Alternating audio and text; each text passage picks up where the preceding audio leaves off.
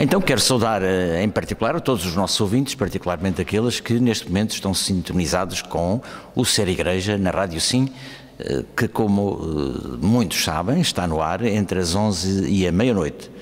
É um programa da Diocese de Braga, aberto à Diocese de Viana do Castelo, e cuja primeira parte é sempre dedicada à conversa com um convidado para nos ajudar a refletir, a aprofundar ou a divulgar algum acontecimento da Igreja que está em Braga ou da Igreja Universal. Em Braga, proximamente, vamos ter um grande acontecimento que se vai repetindo ao longo dos anos, que são as Jornadas Teológicas, e que este ano, comemorando, penso que, vamos já saber se é verdade isso, comemorando os 50 anos da abertura do Concílio Vaticano II, é dedicado ao problema, à situação, ao papel, à função dos leigos no mundo contemporâneo.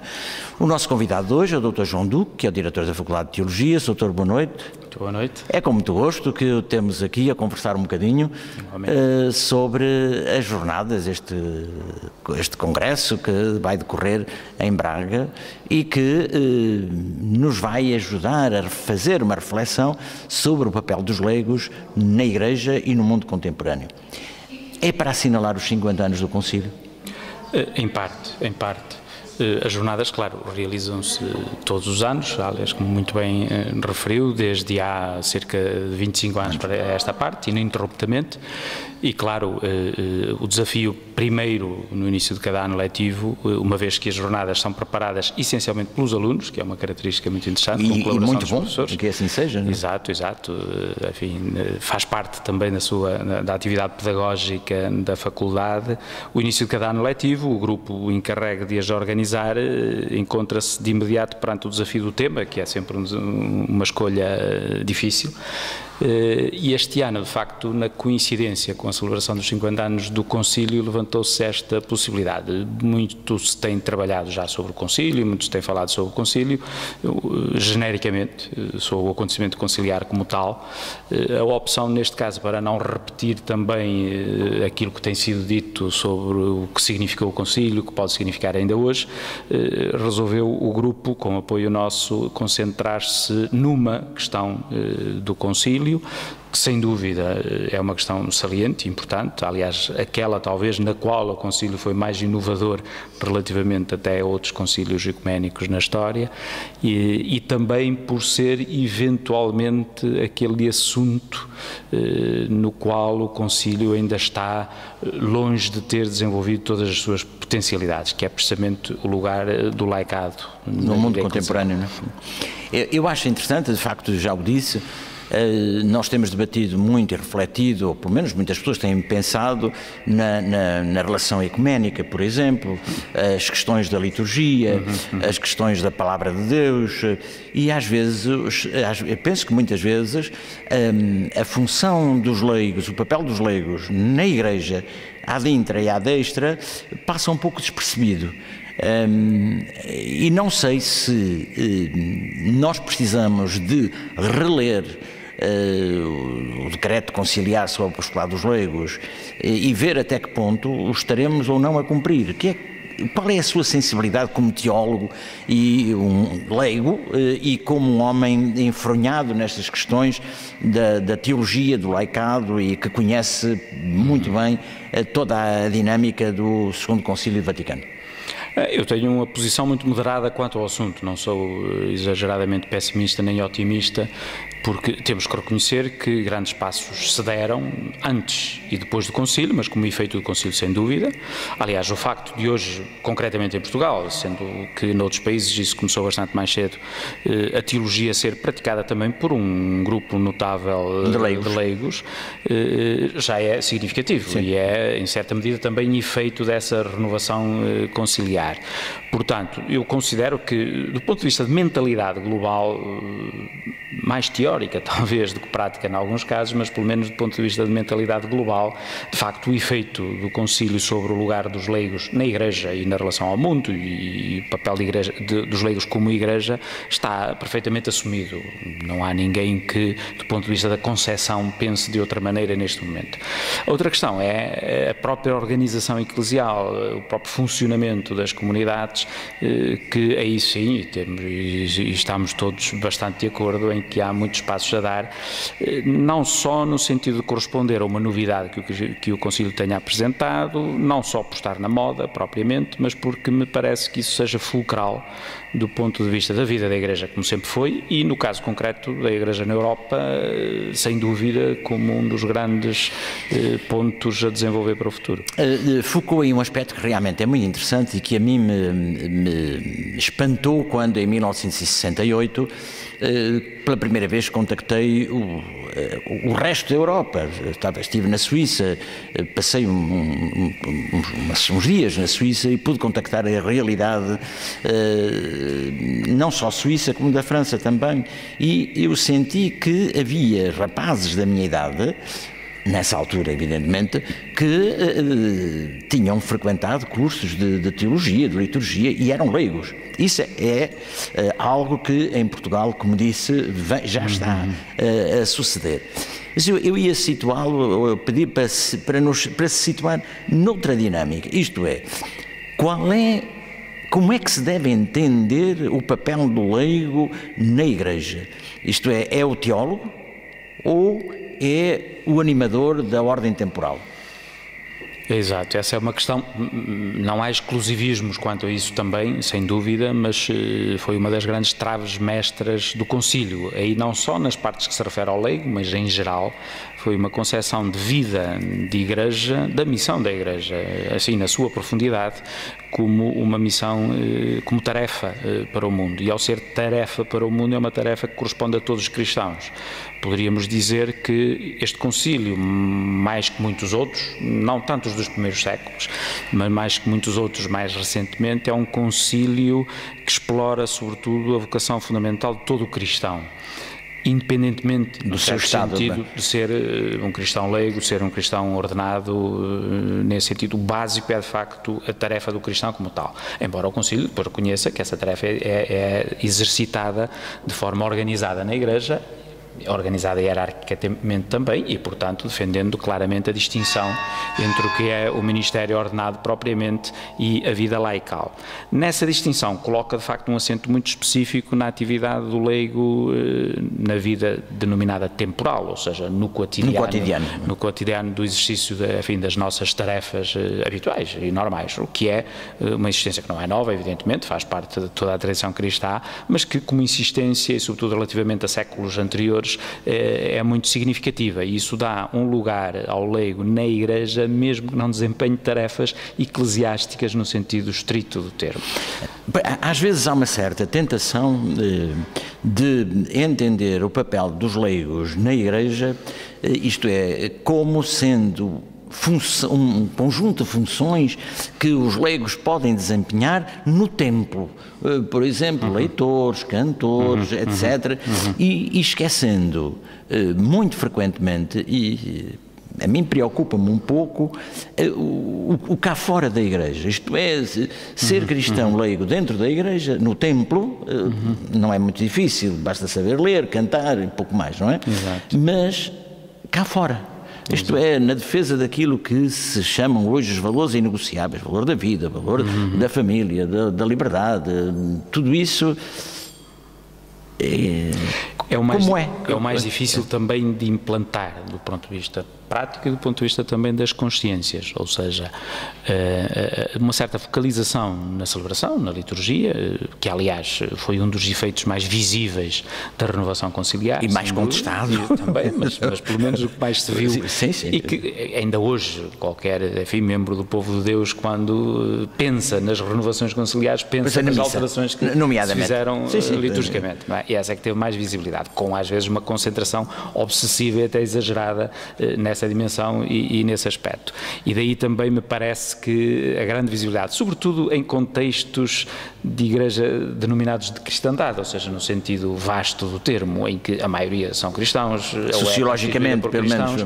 Exato, e portanto, nesse contexto, a celebração como tal e os papéis desempenhados na celebração são muito importantes. O que, aliás, fez que ser não totalmente, é lógico, estas coisas nunca são a preto e branco, mas fez esquecer bastante uma outra dimensão muito importante da vida da Igreja, que é precisamente a sua intervenção no mundo. E daí que esta insistência do Concílio para todos os cristãos, de que o importante, aliás, a Gaudium et Spes é o exemplo claro disso, de que a Igreja existe precisamente para essa intervenção no mundo e não para se fixar em si própria, acaba por dar um estatuto, se quisermos, laical a toda a Igreja. Embora depois essa dimensão laical ou de intervenção no mundo se articule de modos diversificados. A mim, sabe que esse aspecto do leigo no mundo, penso que mais do que nunca ele é uma premência da vida da Igreja. Quando as tentativas na Europa, eu ainda ontem lia um artigo de um movimento europeu chamado Europa Laica, que nos querem, nós cristãos, e estou a falar como leigo, quer dizer, estamos a remeter para dentro da sacristia. Isto é, fora da sacristia, fora da Igreja, nada deve manifestar a crença em Deus. Isto é, no Parlamento, nas câmaras, nos jornais, na arte, no teatro, no cinema, nas cantigas, tudo. Isto, muito bem, vocês podem continuar a ser cristãos, mas lá dentro. Exato. Aqui fora, nada de qualquer sinal. Isto não é mais um desafio que se põe aos cristãos nesta altura que estamos a celebrar os 50 anos do Concílio, enfim.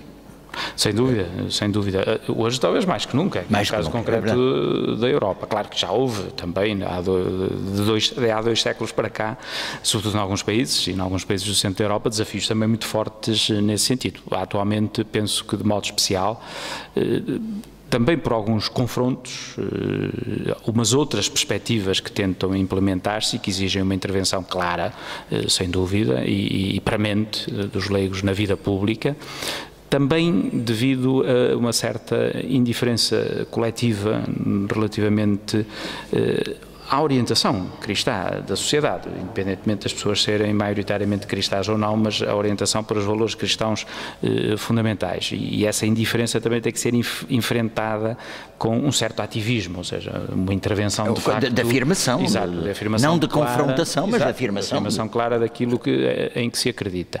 De qualquer modo, eu penso que há algumas alterações recentes na Igreja, no sentido de que, enfim, uma Igreja eventualmente mais numerosa e ainda com mais presença social, ainda poderia funcionar muito no esquema de colocar um laicado na intervenção política, ou social e económica e colocar uma outra parte, se quisermos, da Igreja, os ministros ordenados, no apoio apenas a esse laicado. Eu acho que atualmente, até por questões de número, atualmente a Igreja tem que se apresentar perante o mundo e ao mundo e apresentar a sua proposta ao mundo em bloco, em certa medida, ou seja, de modo unitário. E com uma certa sintonia, pelo menos Exato. no essencial, sim, não é? Sim. O que significa, além do mais, uma maior proximidade entre o trabalho laical e o trabalho dos ministros ordenados, mesmo no interior da Igreja, o que levanta a outra faceta do laicado, ou seja, o facto de a especificidade do leigo ser a orientação, de facto, para o século e, portanto, para a intervenção no mundo, não pode esconder o facto de que o leigo tem também um lugar importante na organização da comunidade eclesial, para que toda a comunidade eclesial tenha essa intervenção no mundo e, portanto, que puxe, por assim dizer, toda a comunidade eclesial para essa intervenção no mundo.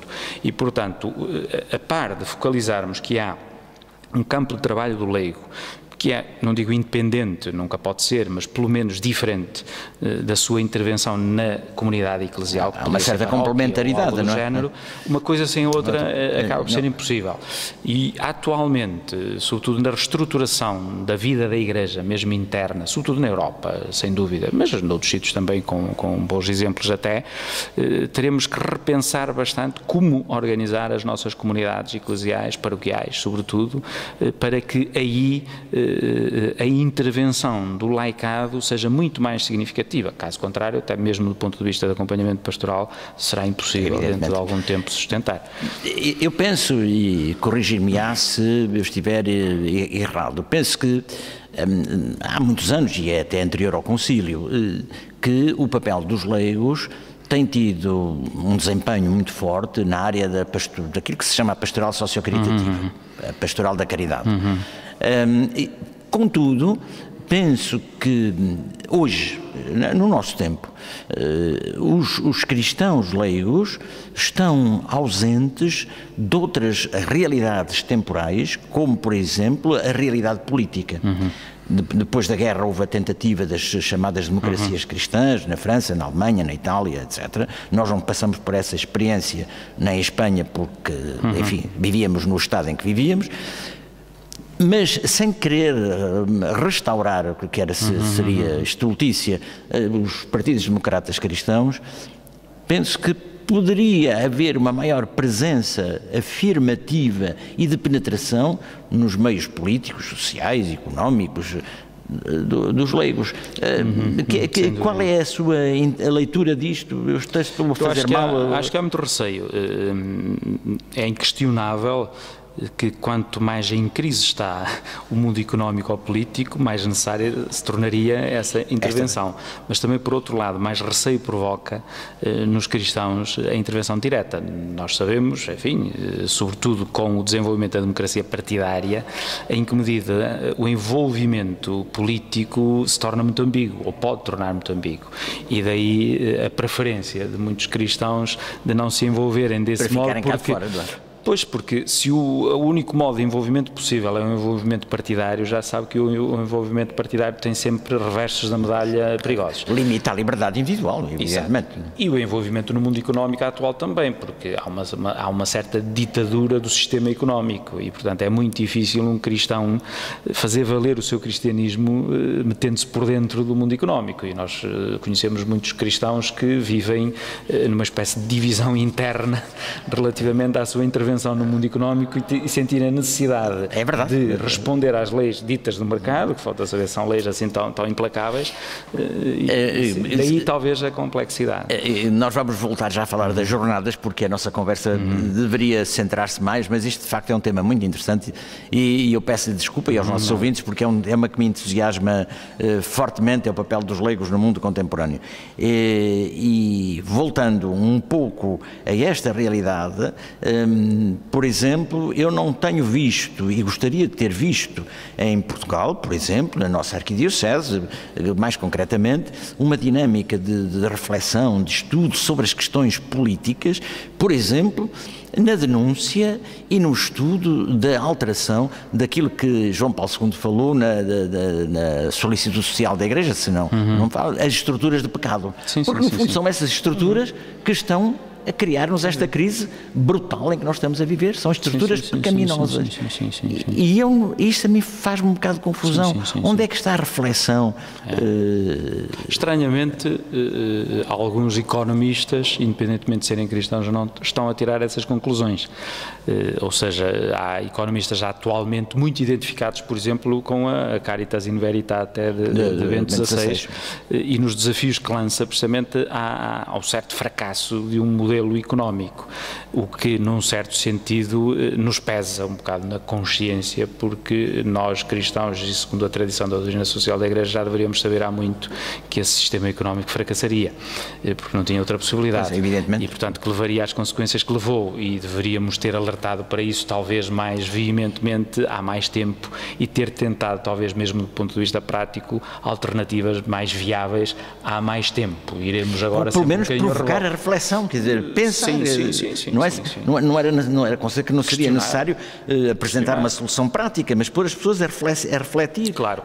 Aqui há uns anos isso era politicamente incorreto, o que significaria que era uma reflexão um bocado no escuro, até porque nem sequer tinha cobertura da comunicação social. Entretanto, como se viu o resultado, começa a haver mais... Bem, é a ocasião de aproveitar a oportunidade. Não propriamente para dar nas vistas, mas para dar um contributo muito válido. Porque eu acho que é necessário fazer essa reflexão. As estruturas de João Paulo II dizia, as estruturas de pecado, elas existem. Agora vamos virar a página, porque de facto as jornadas merecem uma atenção em particular. As jornadas vão decorrer em 3 grandes polos. Qual foi a intenção de selecionar estas 3 unidades de intervenção? Exato. Bom, a teologia do laicado, entretanto, enfim, tem sido algo muito trabalhado. A opção foi logo não concentrar os 3 dias numa reflexão genérica sobre a teologia do laicado. Não há necessidade disso, está mais que trabalhada. De qualquer modo, enfim, uma introdução, enquadramento e, sobretudo, enquadramento do papel da teologia do laicado na relação ao Concílio Vaticano II e a influência do Concílio do Vaticano II sobre a teologia do laicado teria que ser a abertura dos 3 dias de reflexão. Para isso, de facto, considerou-se que seria interessante convidar o Dom António Marcelino, pela ligação que sempre teve ao Concílio Vaticano II, por aquilo que tem escrito sobre o assunto e também... É intervenção muito forte. Relativamente a isso. E, portanto, a intenção do primeiro dia é contextualizar e fazer uma espécie de síntese do contributo do concílio, do pós-concílio, para o desenvolvimento de uma teologia e prática também do laicado na vida eclesial e no mundo. Essa é a perspectiva. E depois, enfim, dos outros 2 dias só sobravam as 2 perspectivas, uma perspectiva externa e uma perspectiva mais interna. Por sinal, optou-se para colocar uma mesa redonda, ou enfim, um debate, um painel, no centro dos dias de trabalho, começar pela perspectiva interna, e na perspectiva interna, em vez de trabalhar aspectos particulares da intervenção do laicado na vida eclesial, eventualmente nos ministérios litúrgicos, eventualmente na pastoral da caridade, porque seriam sempre muito parciais, optou-se por se concentrar talvez naquele organismo que possa representar toda a intervenção laical na organização da vida eclesial, da comunidade, e depois também no efeito dessa comunidade sobre o exterior, ou seja, em toda a pastoral, em todo o apostolado praticamente. E considerou-se que há um organismo ainda subexplorado, há países em que é mais explorado, noutros menos, aqui bastante subexplorado, que é o organismo Conselho Pastoral e Paroquial.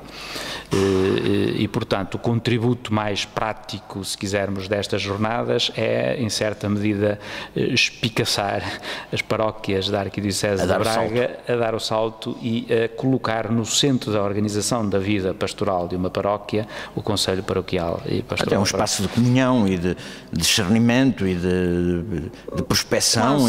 Quase de liderança da paróquia também, uma liderança colegial, evidentemente que, enfim, a liderança é do parco, juridicamente, propriamente, mas que pode ser assumida colegialmente com pelo menos as tarefas divididas e partilhadas, não é? Sim. E mesmo as grandes decisões de orientação da pastoral da paróquia, acho que podem ser, porque nós temos hoje leigos muito bem formados, teologicamente, e não só, em outras áreas, que podem ser os pilares fundamentais das comunidades eclesiais. Aí também nos pareceu mais interessante, em vez de fazer reflexões teóricas sobre o assunto, a partir eventualmente de um jurista ou o que fosse, de ver o que pensam alguns leigos envolvidos no processo, do modo como, especificamente na Arquidiocese de Braga, nas diversas regiões, o processo está a ser levado e o que é que pode ser feito de futuro. E por isso convidámos vários intervenientes a apresentar a sua perspectiva. Portanto, leigos, claramente, evidentemente, mas sobretudo envolvidos nesse trabalho laical. Nessa dinâmica. Portanto, as jornadas estão abertas ao público, entra quem quer. Exato. E vão decorrer em Braga quando? De 22 a 24, portanto às vésperas do 25 de Abril, e nas vésperas teremos o Dr. Sérgio Filho de Cabral, um grande economista e jornalista dessa área, não é? E que tem, enfim, estudado muito, lido muito e praticado muito também desta envolvência laical, portanto falará, esse sim, mais do papel do leigo na vida política, económica, social, onde ele de facto nada bem. Exato. Nada bem. Pronto, a nossa conversa hoje com o Dr. João Duque tem que ficar por aqui. Eu agradeço-lhe vivamente ter participado connosco e elucidado um bocado os nossos ouvintes, e espicaçado, com a expressão que usou, sobre o papel dos leigos e a dinâmica numa comunidade como é a paróquia. Provavelmente a gente vai ter que falar outra vez, porque os 50 anos do concílio têm muito para falar, muito para refletir. É um leigo comprometido na vida da Igreja, na vida da comunidade, é pai de família, escreve, a gente sabe o que é que pensa pelo que vai editando. Portanto, é uma mais-valia que a Igreja tem e que nós vamos ter que aproveitar mais vezes, vamos ter que nos encontrar mais vezes aqui e a conversar um bocadinho para que os nossos ouvintes possam ter maior curiosidade, estar mais despertos e provavelmente, quem sabe, a reler os documentos do Concílio, que é um grande objetivo. Muito obrigado e até uma próxima oportunidade. Eu agradeço a oportunidade também. Muito obrigado.